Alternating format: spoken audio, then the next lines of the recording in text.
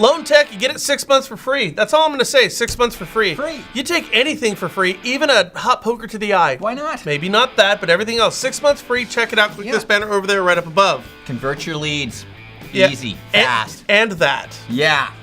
By the way, Joel Berman at National Mortgage Professional Magazine. Yes, I am going to run for Congress. I am actually going to do this. And yes, I'd be more than happy to allow you to do the first interview with Congressman Stevens, California's 3rd. Nice. You know, I learned something. What? That, well, I'm not supposed to know this, but you can form a super PAC, which we're in the process of getting. So I'll have my own super, well, it won't be my super PAC, but you get the idea. When you go to sign up for a super PAC, do you realize it says on the super PAC site that you get to raise money to basically slander another person? Nice. This is what our political system is really kind of deteriorated down to. I'm learning so much. Well, at least they have guidelines and a template for you. You know?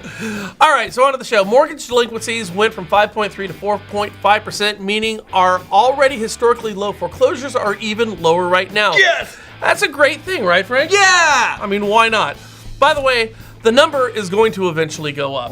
Well, it's going to happen sooner or later because Houston, the country's 4th largest city, is going to see a significant uptick in foreclosures. And the state of Florida, a hotbed of real estate activity, they're going to see the same thing because of, you know, all the hurricanes. This whole thing is inevitable. Now, think of this. Yeah, foreclosures historically low. Do you think there's people who've lost their jobs, been irresponsible with their spending habits, who sold their homes out of necessity? I mean, didn't want to sell it but couldn't stay in it? The answer is, yeah. You'd have to say so. Yeah, in 2008, those were foreclosures. Today, they're just sales, man. That's interesting, isn't it? Behavior, it's got to be about the same. Right. So most economists right now see home values going up by yet another staggering 5% this year. Cool. That means foreclosures are going to remain low because homes that have equity don't foreclose, right, Frank? They sell. They just sell. Yeah. That means you can have people in bad loans, bad with their finances, or lose their job, and it's just good for real estate because it's a sale. Way to look at it. Nobody's talking about know before you owe or predatory loans, yet the behavior could be exactly the same as it was in 2008. The difference is equity. True. And as a result, our talking points are different. Okay, now, Right. but what if this happens? Okay, let's hear it. We have some sort of a housing correction and values It's gonna happen.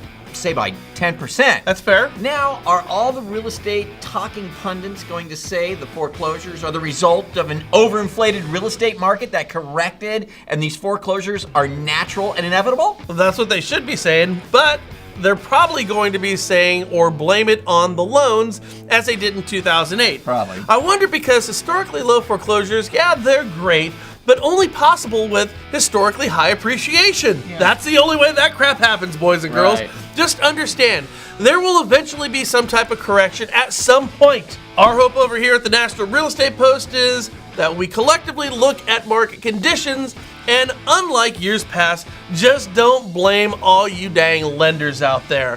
Remember this when it happens. There you go.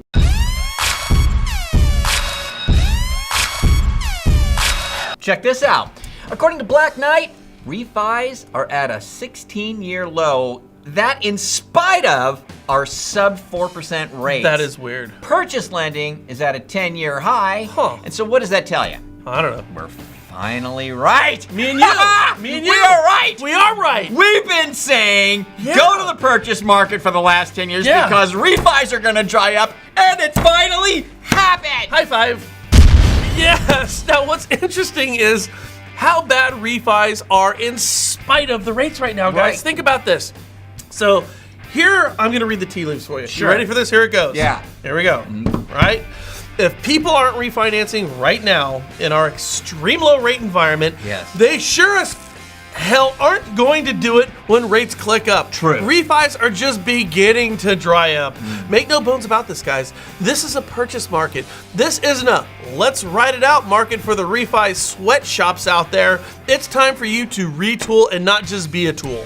You're being a tool, man. In other news, according to Quicken, homeowners are still too bullish on their home Oh, values. that's a crock. Well, the thinking is homeowners think their homes are worth more than the appraised value. It's Crock. not always the case. Oh, it I mean, is. and now, honestly, I bet they get their data from Zillow. I wonder if they do. I don't think they do. But anyway, I don't know if that's true, but it wouldn't surprise me, right? I mean, but if you look at Zestimates versus list price, Zestimates are always lower, even in the markets where there's bidding wars. So, take that for what it's worth. I'm telling you, it wouldn't surprise me. Now, we just told you guys, think about this, that home prices are projected to go up by another 5% next year.